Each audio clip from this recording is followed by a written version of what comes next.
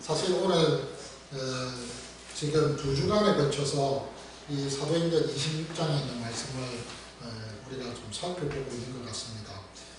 사도행전 26장에 있어서 첫 시간에 제가 여러분들과 하나님이 바울에게 나타났다, 내가 너에게 나타났다는 그 말씀을 좀 이렇게 포인트를 잡아서 부활에 대한 그 이야기들을 좀 했었죠. 그때가 부활절인 것 같습니다. 그래서 그때 부활에 대한 이야기를 좀 하면서 회복의 은혜다, 새로운 출발이다, 그렇게 말씀을 드렸고요. 지난주에 이제 제가 말씀드렸을 때는 내가 너에게 나타났다는 그 말과 함께 하나님께서 바울에게 예수님이 바울에게 위임하시는 그 세 가지 동사, 나는 너에게 나타났다, 또 나는 너를 건져내었다, 구원했다, 세 번째는 나는 너를 보냈다 하는 이 세 동사를 좀 정리해 가면서 우리가 하나님 앞에서 받은 그 위임과 함께 우리의 자신들을 또 한번 돌이켜보는 그런 시간을 지난주에 좀 가졌었습니다. 오늘 사실 이제 마지막으로 이제 좀 세 번째 시간을 가지면서 좀 정리를 해 보아야 하지 않을까 하는 그런 생각을 해보게 됩니다. 세 번에 걸쳐서 1절에서 23절까지의 그 내용을 좀 살피면서 우리가 좀 결론을 내려야 되는 부분들이 있습니다. 그래서 제가 오늘 주제를 내가 믿고 또 의지하는 주님이라는 그런 제목을 놓으시고 이제 여러분들과 좀 정리를 해보려고 하는데, 사실 이 사도행전 26장의 이 1절에서 32절까지의 내용은요, 바울이 자신이 세 번째 재판을 받고 있는 과정입니다. 그 세 번의 재판을 받는 그 속에서 많은 그런 사람들을 만났고 또 많은 생각들을 아마 바울이 지금 하고 있는데요. 이 세 번째 이 재판 앞에서 바울이 지금 여러 가지 많은 이야기들을 하고 있는 중에 오늘 제가 방금 읽었던 19절에서 23절까지 이 내용의 말씀을 좀 더 포인트를 주면서 좀 거기에 더 초점을 두면서 좀 생각을 해보려고 합니다. 심리학에 보면 여러분 대중심리라는 말이 있습니다. 군중심리라는 말이 있습니다. 아시죠? 굉장히 이 용어가 사실은 그렇게 썩 좋은 용어는 아닙니다. 군중심리, 대중심리, 이거는요 잘못하면 큰일 납니다. 그렇잖아요? 우리가 이 군중심리, 대중심리라고 했을 때 사회 현상의 어떤 한 일환으로서 이것이 나타나는 모습인데요.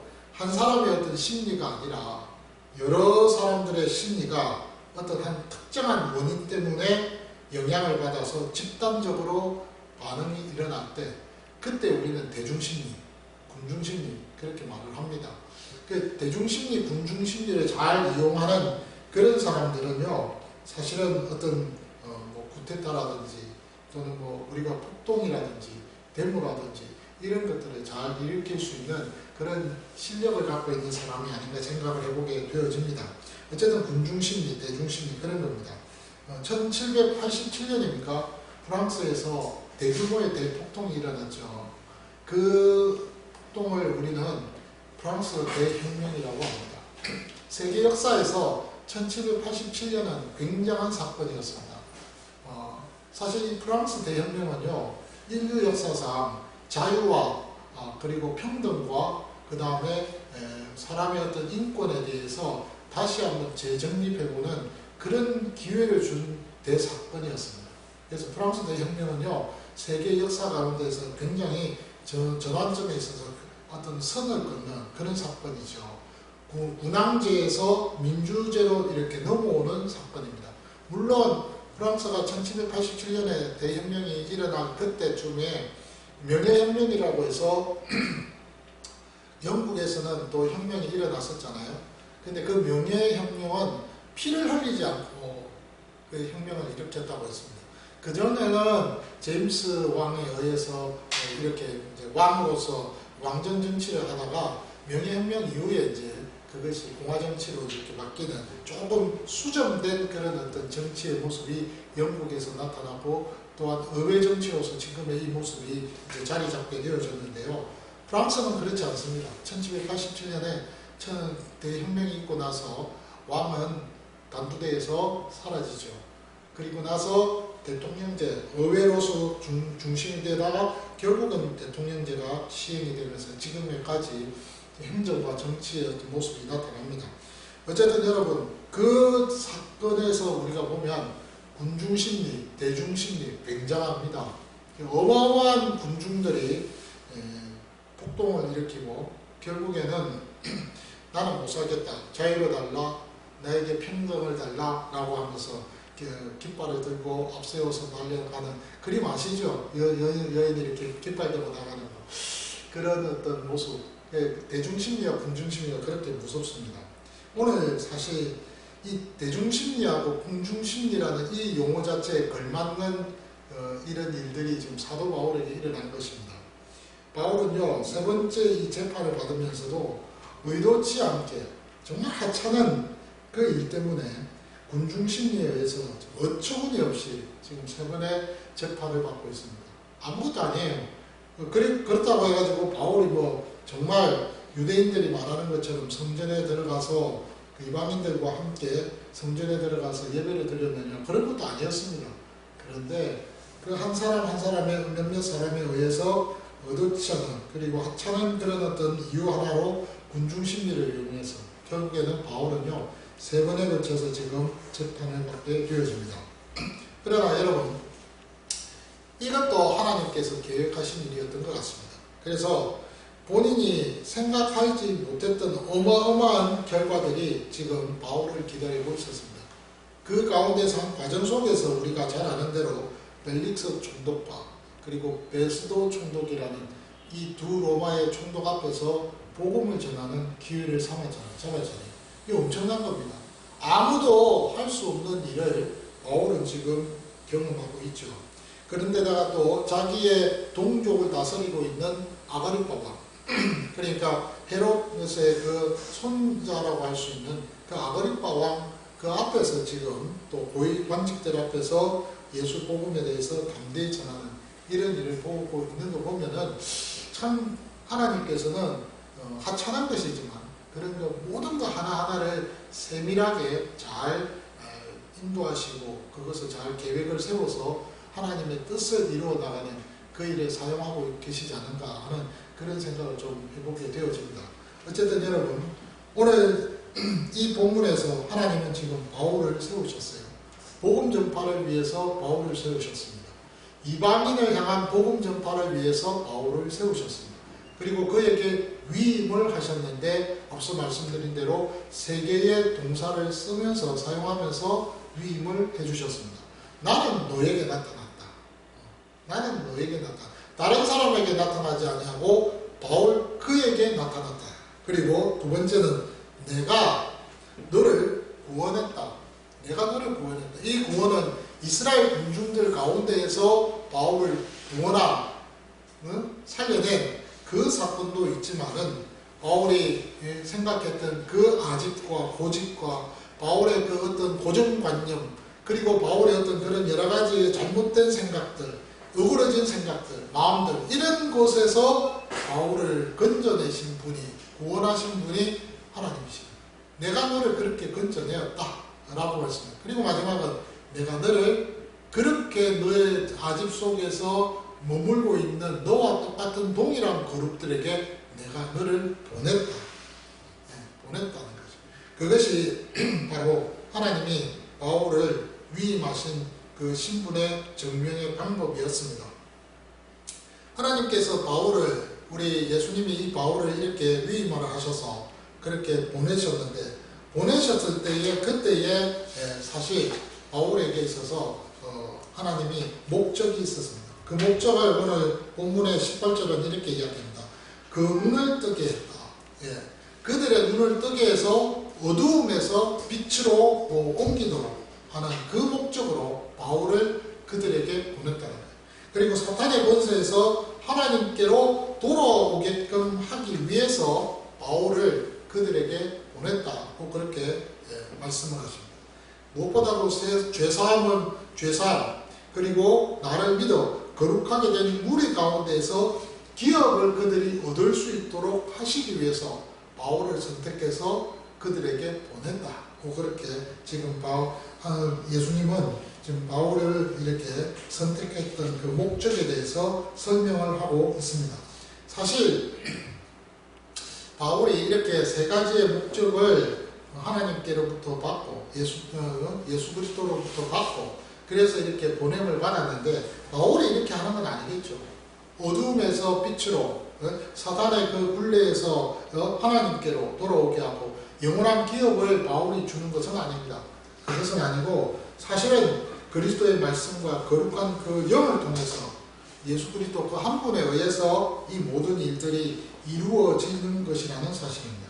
그래서 바울은 그 전도 사역에 있어서 사실은 예수 그리스도가 그 모든 일에 있어서 큰 포인트고 또한 그 전체라는 것을 우리는 알 수가 있습니다. 이렇게 예수님은요 바울을 선택을 하셨습니다.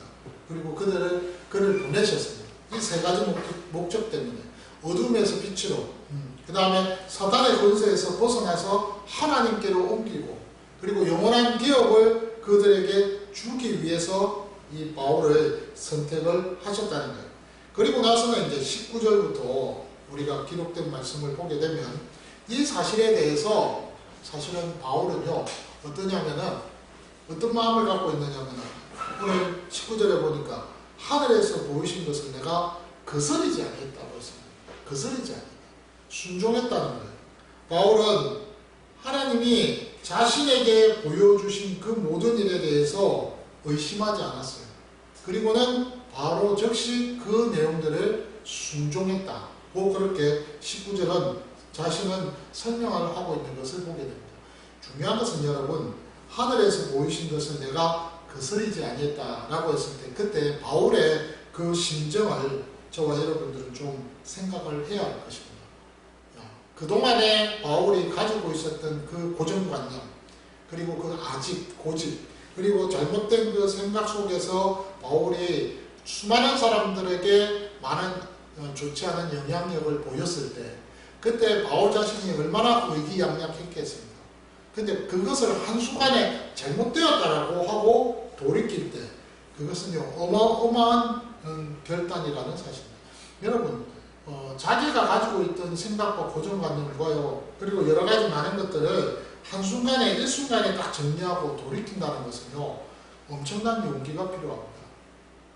엄청난 용기가. 그렇지 않고서는요 그 상황에서 돌이킨다는 것은 불가능한 일입니다. 우리가 보통 보면 저도 그러잖아요. 저도 그런 경우가 있습니다. 경험이 있는데 제가 아내하고 같이 이야기하다가 제 자신이 좀 잘못된 부분이 있으면 인정을 할 건 인정해야 되거든요. 근데 인정을 못하는 경우들이 참 많아요. 그때 그 자존심 때문에 마음에 어떤 그런 그 걸림 때문에 그 어떤 위치 때문에 나의 어떤 그런 명예 그것 때문에 권위 때문에 인정을 하지 않아요. 그리고는 돌이키지 않죠. 참 그렇게 쉽지 않습니다. 돌이킨다는 것은. 근데 바울은요 그동안에 자기가 해왔던 것 그거 생각해 보니까 아니라는 거예요. 하늘에서 만났던 자신에게 나타났던 그 예수 그분을 딱 보는 순간 그 다음에 그는요 그 내용 속에서 내가 가던 이 길이 잘못되었구나 하는 것을 즉시 깨닫고 거스르지 아니하고 바로 다메섹 원래 다메섹은 그리스도인들을 잡아서 죽이기 위해서 감옥에 가두기 위해서 가기 위했던 곳입니다. 근데 다시 그곳에 가는 거예요. 다메섹에 가고 그리고 무엇보다도 예루살렘에 또 가고 그리고 유다 온 땅과 이방인에게까지 찾아가서 자신이 알고 있었던 그동안의 잘못된 것을 바로 잡아서 자신도 회개했듯이 그 모든 주변에 있는 사람들도 또한 회개하게끔 만들어서 하나님께로 돌아오게 하고 그 회개에 합당한 일을 할 수 있도록 내가 가르쳤습니다 라고 20절에 이야기합니다. 근데 그 일 때문에 유대인에게 잡혔다는 거예요. 그 일 때문에. 예, 어떤 로마의 황제의 그 어떤 명령이나 명예를 훼손시키고 거역했기 때문에 잡힌 것도 아니었어요. 신성모독도 아니었다는 거예요. 단순히 어떤 유대인의 종교적인 이런 이유 때문에 잡혔다는 거예요. 그리고 나서는 21절에 그렇게 잡힌 그 바울은요, 22절에 보니까 하나님의 도우심을 받아서 살아나고, 그리고 지금 오늘까지 서서 이렇게 당신들 앞에서 증언하고 있다는 것을 이제 이야기를 합니다. 오늘 이렇게 19절과 20절에 쭉 나타난 이 이야기들을 우리가 읽어보면서 여러분들은 사실 바울이 이런 말을 담대히 할 수 있다는 것이 참 굉장하지 않을까 하는 그런 생각을 해보게 됩니다. 저는요, 이 본문을 읽으면서 이런 마음을 가졌습니다. 첫 번째 재판에서 바울이 이야기했던 내용과 두 번째 재판에서 이야기했던 내용과 세 번째 지금의 이 재판에서 이야기하는 내용을 한번 비교해서 살펴보십시오. 그러면 거의 비슷합니다. 다메섹에서 만났던 그 내용을 아주 간결하면서도, 그러면서도 극적으로, 그러면서도 굉장히 모든 사람들에게 설득력 있게 설명을 하고 있습니다. 근데요, 그렇게 좀 비슷한 가운데에서도 바울은요, 그 거듭되어지는 그 재판의 과정 속에서 분명하고 확신 있게 한 포인트를 가지고 이야기하고 있는 것이 있습니다. 그것이 바로 뭐냐면은 오늘 본문에 보면은 이거예요. 22절에 선지자들과 모세가 반드시 되리라고 말씀한 그것밖에는 내가 전한 것이 없다는 거예요. 선지자들과 모세가 반드시 될 것이라고 약속하고 소망을 던져준 그것만을 내가 딱 포인트를 잡아서 여러분들에게, 유대인들에게, 이방인들에게 가르쳐 줬다는 사실입니다. 근데 참 사실은요, 이 굉장한 거예요. 그것이 뭐였느냐? 오늘 그것이 23절입니다. 그리스도가 고난을 받을 것, 그리고 그 그리스도가 죽은 자 가운데서 다시 살아나는 것, 그리고 무엇보다도 이스라엘과 이방인들에게 그리스도께서 빛을 전하실 것이라는 이 세 가지를 나는 전했을 뿐이지 그 이상 벗어나서 내 어떤 사견이나 생각을 가지고 내가 이들에게 복음을 전한 것은 전혀 없습니다 라고 그렇게 아그리파 왕 앞에서 아주 자신 있게 설명하고 있다.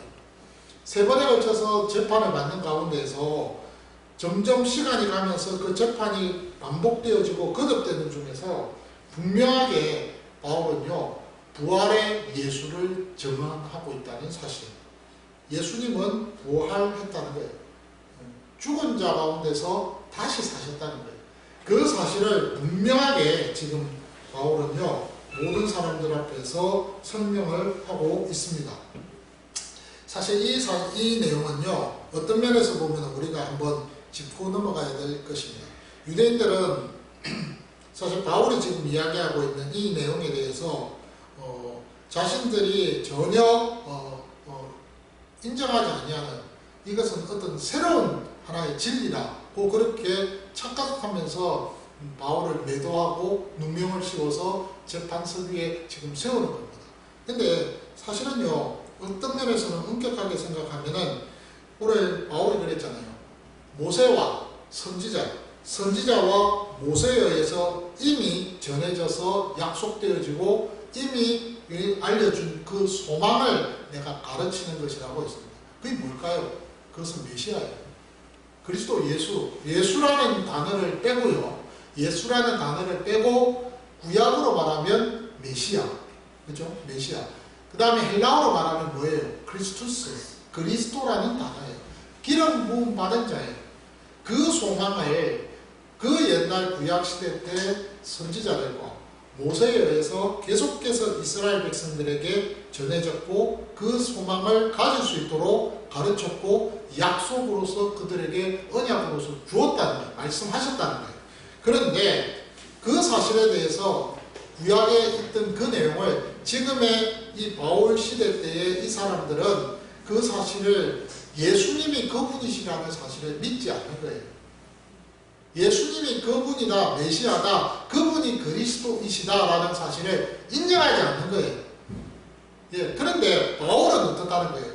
다메섹에서 나는 네가 핍박하는 예수라는 그 한마디를 듣고 그동안에 믿지 아니했고 정말 인정하지도 못했던 그 고정관념을 어떻게 해요? 다 깨뜨리고 자신의 그 생각들을 다 바꾸어서 이분이 메시아구나. 이 예수님이 그리스도 그분이신 거예요. 이분은 그 옛날 구약시대 때 모세와 선지자 때로부터 우리에게 가르쳐줬던 그 약속, 그 소망, 그 주체가 되시는 분이시구나 하는 것을 바울은 믿었다. 그리고는 그 믿음에 대해서 확고히 붙들고 난 이후에 그리고는 바울은 모든 사람들에게 가르치는 데에 거리낌이 없었다는 거예요. 여러분이 알고 있는 그 소망과 그 약속이 바로 예수 그분입니다. 몇 년 전에 여러분들 갈릴리 그 골고다 언덕에서 젊은 한 친구가 십자가에서 억울하게 죽음을 당했죠. 그 사람이 바로 메시아입니다. 그 예수가 메시아입니다. 근데 이 예수라는 이 메시아는 죽은 그 가운데에서 그냥 머물렀던 것이 아니라 고난도 받았지만 죽은 자 가운데서 다시 사셨습니다. 이분이 진짜 메시아입니다 하고 가르쳤다는 거예요. 그러니까 여러분, 없던 것을 말하는 것이 아닙니다. 새로운 것을 말하는 것이 아니에요. 그것을 새로운 것을 말하는 것이 아니라 분명히 이것은요, 있는 그 사실에 대해서 확증하는 것이고 있었던 그 사실에 대해서 확인하는 것이며 그리고 또한 그 사실을 또 한 번 더 확증함으로써 회복시키는 단계가 바로 바울이 말하는 이 단계라는 거예요. 마치 여러분, 루트가요 16세기 때 그 다른 종교자들도 주장하는 거하고 똑같은 거예요. 로마의 그 캐톨릭 교회에서 교황이 그들을 향해서 너희들은 지금 새로운 걸 가르친다고 고소를 했습니다. 그 교회사를 보면 여러분 재밌는 그 좀 이렇게 참 마음이 갑갑한데요. 재밌다기보다 답답합니다. 뭐냐면 로마 캐톨릭의 교황이요 자기의 권위를 무시하고 그 반항하는 그 많은 종교 지도자들을 막 숙청하고 또 어떤 데는 쫓겨나고 사제복을 벗기고 이런 일들이 참 비일비재하게 많았어요. 근데 그때 루터도 그 한 사람이었어요. 그리고 루터뿐만 아니라 또 그 주변에 있는 종교 개혁자들도 그런 식으로 많이 억울함을 당했어요. 그때 교황이 무슨 이야기를 했느냐, 왜 너희들은 새로운 것을 가르치냐, 없는 말을 왜 가르치냐, 왜 교황의 권위를 무시하느냐, 하여튼 별의별 이유를 다 이렇게 그들에게 적용을 하면서 핍박을 하고 억울하게 그들을 감옥에 갇히고 공문도 하고 그렇게 했습니다. 그런데 그럴 때마다 이 종교 개혁자들은 그냥 담담하게 그 사실에 대해서 이렇게 받아들이는 것이 아니라 강력하게 항변을 했습니다. 어떻게 해요? 우리는 전혀 새로운 것을 가르치는 것이 아니라 우리 이전의 사도들과 그리고 경건했던 많은 우리의 선배들, 그 교사들이 가르쳤던 그 것을 반복하고 확증하는 이런 것입니다 라고 그렇게 주장했다는 거예요. 얼마나 여러분 멋지지 않습니까? 저와 여러분들도 사실은 그래요. 지금 우리가 새로운 것을 듣는 것도 아니고요, 새로운 것을 믿는 것도 아닙니다. 우리는 지금 이미 있었고 또 이미 확정되어졌던 것을 확인하는 것이고 다시 한번 다지는 겁니다. 제가 이 말씀을 묵상을 하면서 그런 생각을 해보세요. 여러분 매주일마다 오잖아요. 여러분들이 그 지금 이렇게 앞에 앉으셔가지고 제 설교를 듣고 있고 또 함께 이렇게 나눔을 갖고 있는데 여러분들은 그런 생각을 합니다. 다음 주에는 우리 목사님이 어떤 내용을 가지고 설교할까? 또 그 2주에는 또 그 어떤 내용을 가지고 설교를 할까? 여러분 다 그렇잖아요. 근데 막상 앉아서 많이 들어보십시오. 뭐 평가를 내린다는 것은 좀 못하겠지만 그 말이 그 말이에요. 예. 가만히 들어보면 예수 이름밖에 없고 예수 내용밖에 없고 예수라는 그 이름밖에 없어요. 예. 그리고 복음밖에 없고 예수 잘 믿으세요. 성경 잘 읽으세요. 맨날 반복되는 이야기밖에 없습니다. 똑같은 이야기인 것 같아요. 그럼에도 불구하고 여러분 반복되어지고 똑같은 이야기임에도 불구하고 그것을 여러분 듣기 위해서 이 자리에 왔습니다. 왜일까요? 왜 여러분들이 이 자리에 와 계십니까? 저는 그것은 오늘 여기에 나오는 말씀 그대로 확증입니다. 확인입니다. 아 그래, 내가 지금 믿고 있는 이 복음이 분명한 거야 라고 확인하고 확정하는 시간이 바로 이 시간입니다. 그러면서 매주일마다 여러분들이 여기 와서 예배라는 하나의 이 시스템을 통하여서 하나님 앞에서 경배하고 하나님의 영광을 드러내는 그 일을 감당한다는 것이죠. 오늘 바울은요, 이미 알고 있었던 것, 이미 모든 사람들이 다 느끼고 있었던 것, 그것을 내가 지금 전하는 것 뿐이지 새로운 것을 전하는 것은 아니라고 지금 이야기합니다. 선지자들과 모세가 반드시 되리라고 말했던 것, 그것만 내가 전한 것이지 그 외에 내가 전한 것은 아무것도 없습니다. 그러면 그 선지자와 모세가 전했던 그 약속했던 것이 뭡니까? 예수 그리스도. 그분이 진짜 메시아, 그분이다. 근데 그분은 고난 받으셨고, 그리고 그분은 다시 죽으면서 살아나셨고, 그분을 통해서 이스라엘뿐만 아니라 이방인들에게도 빛을, 구원의 빛을 전하시기 위해서 오셨다는 것을 전했을 뿐이다라고 그렇게, 난 구테타 일으킨 사람 아닙니다 라고 그렇게. 그러니까 무죄를 바울이 지금 주장을 하는 듯 보이지만 그 무죄를 주장하는 것보다 더 중요한 것은 뭐예요?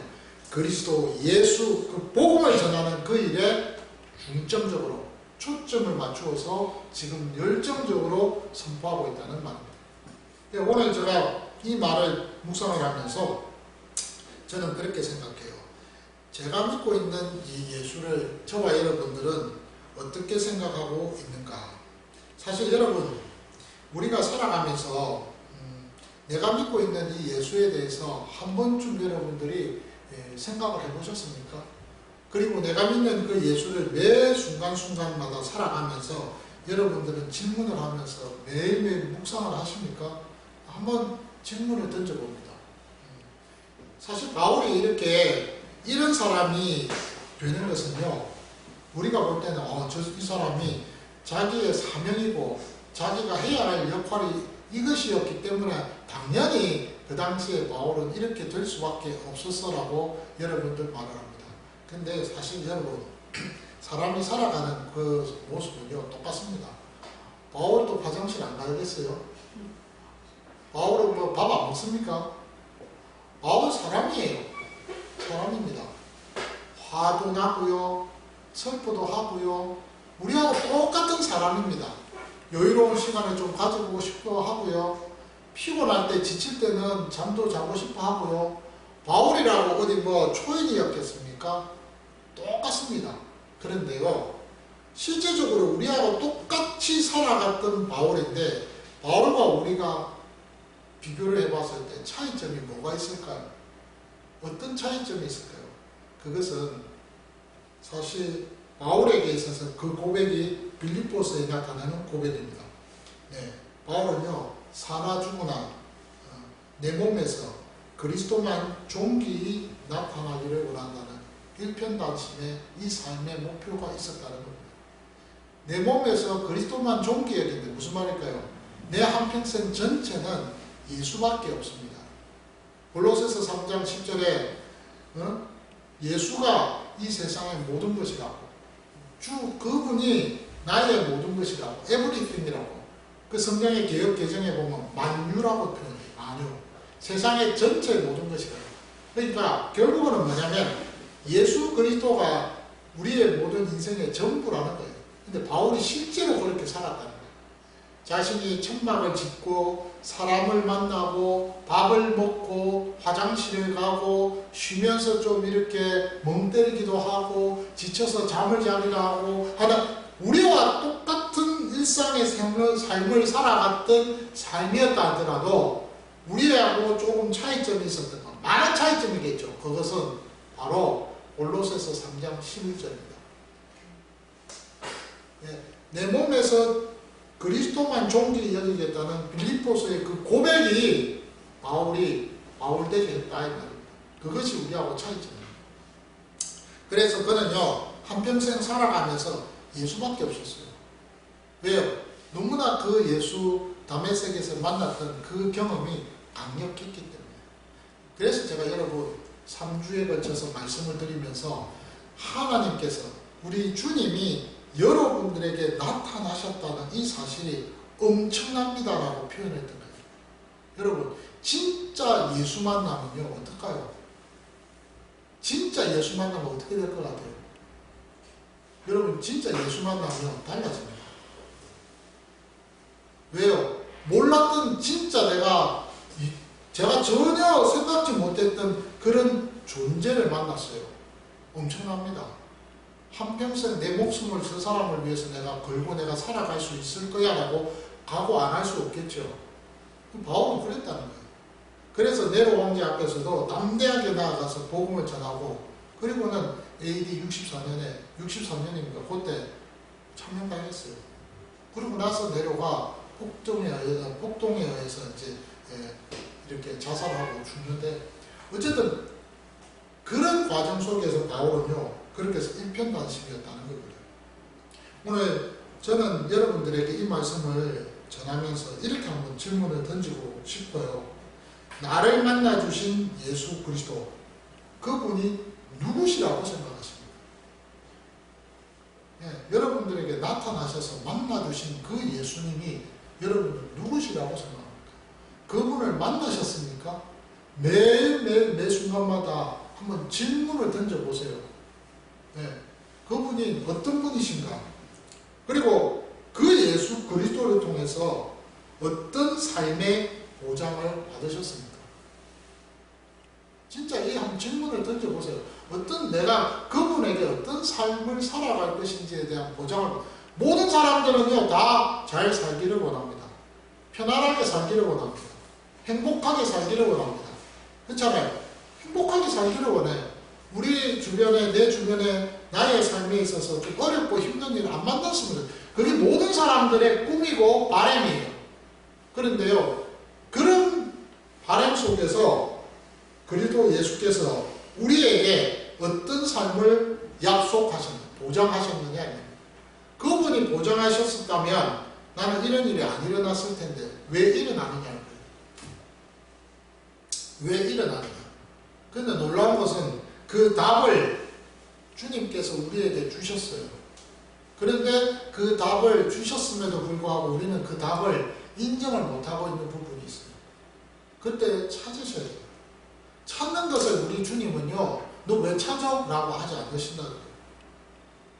찾을 때는요, 기다려 주십니다. 그리고 또한 그 보장받았던 그 삶을 여러분들은 지금 누리고 계십니까? 참 질문이 기가 막히죠. 여러분 그거를 누리고 계십니까? 그리고 그 삶을 누리는 것만큼 많은 그 누리는 것 그걸로 여러분 지금 끝이 나셨습니까? 그리고 마지막으로 그 누림에 대해서 끝이 아니라고 한다면 여러분들은 어떻게 여러분 그 누림에 대해서 그 대가를 여러분들은 표시하고 계십니까? 한번 질문을 던져봐야 됩니다. 바울은 아마 이런 질문들을 수차례 여러 번 그의 삶에 있어서 하고 있었지 않아 싶습니다. 바울이 여러분 편안하게 살았던 것 같아요? 아닙니다. 지금 26장 이 내용을 끝나고 나면 이제 옥중서신을 저와 여러분들이 살펴보고, 옥중서신은 골로새, 빌립보, 그 다음에 에베소, 그 다음에 골로새, 빌립보, 갈라디아서, 요 네 개가 옥중서신입니다. 이 옥중서신은 감옥에 갇혔을 때입니다. 나중에 고린도후서에 제가 그때도 설명을 좀 하겠지만은 숱한 어려움과 고난과 얼만큼 그렇게 인생을 살아가면서 우유곡절을 많이 겪은 사람은 없다고 저는 생각합니다. 여러분, 모든 그리스도의 그 사자들은요, 일꾼들은 다 고난을 함께 받았습니다. 그래서 고난 없는 일꾼은 없어요. 근데 여러분, 그렇다고 한다면 그렇게 힘든 과정 속에서도 굳이 왜 이 길을 바울은 걸어갔을까? 우리도 마찬가지예요. 우리도 그 부분을 한번 생각해 봐야 됩니다. 그래서 저는 이 말씀을 통해서 여러분들에게 좀 도전 드리고 싶은 말이 있습니다. 현재 지금 여러분들의 삶이 어떻든지 간에 오늘의 이 질문을 한번 여러분들이 던져보면서 그 답을 하나님 찾을 수 있도록 도와달라고 여러분들이 기도하시기 바랍니다. 정말 기도하시기 바랍니다. 내가 지금 처해 있는 이 형편에서 정말 여러분들 나에게 다가오셔서 나를 만나주신 그 예수 그리스도가 누구신지를 한번 확인하시기 바랍니다. 새로운 분이 아니에요. 어디 뭐 뚱딴지같이 어디서 들어오신 분이 아니에요. 그분은 이미 계셨고 또 현재도 계시고 앞으로도 계시는 그분. 그리고 그분은 항상 모든 일에 있어서 나와 함께 하시고 나를 위해서 기도해 주시는 그러한 그 보혜사, 성령 그 그리스도의 영으로 나타나신 분. 그러면서도 나를 위한 중보자의 역할을 감당하시는 분. 그런 분이 지금 저와 여러분들의 아버지가 되시고 친구가 되시고 그분이 나를 붙들고 계시다는 사실. 그런 질문과 함께 이런 내용들을 가지고 한번 여러분들이 묵상을 해보십시오. 그러면요, 예수 믿는 것이 달라집니다. 진짜 목숨 걸고 예수 믿습니다. 제가 3월달 초에 일본을 다녀왔습니다. 아내랑 이제 뭐 순례지요 잠시 갔다 왔습니다. 그때 이제 제가 좀 큰일을 만났죠. 그래서 3박 4일 동안 갔다 왔는데 후쿠오카라는 곳을 다녀왔습니다. 거기에는 뭐 나가사키도 있고 큐슈도 있고 하여튼 여러 동네를 다녀왔습니다. 깜짝 놀랐던 일이 있습니다. 그때 이제 일본이라는 그 나라가 도요토미 히데요시가 치정을 끝내고 나서 그의 후임자가 되는 무슨 또 있더라고요. 좀 갑자기 생각이 안 나요. 도요토미 히데요시 다음에 분이 나라를 다스렸다고 합니다. 근데 도요토미 히데요시 때 여러분들 잘 아시는 대로 조선에 1592년에 뭐가 일어났죠? 임진왜란이 일어났잖아요. 그때 그 임진왜란이 일어났을 때 그 일본 군인들과 함께 왔던 선교사들이 누구냐면 예수회라는 분들, 예수의 단체였습니다. 거기에 그 신부들이 왔습니다. 그분들이 우리 조선 땅을 받고 일본을 위해서, 일본의 그 전쟁의 승리를 위해서 기도를 했습니다. 그때 활약했던 분이 이순신이셨잖아요. 근데 여러분, 저는 그걸 이야기하려고 하는 것이 아니라 그 예수회의 그분들이, 신부들이 그 당시에 활동을 많이 해서 일본의 고위군 관직들 뿐만 아니라 대중들까지도요. 일본은 어떠냐면 위에서 귀족들이 예수를 믿으면 평민들까지 다 예수를 믿어요. 그런 구조예요. 그렇게 참 예수회가 활성화되고 복음이 전해졌습니다. 그러다가 도요토미 히데요시가 이제 살해를 당하고 그의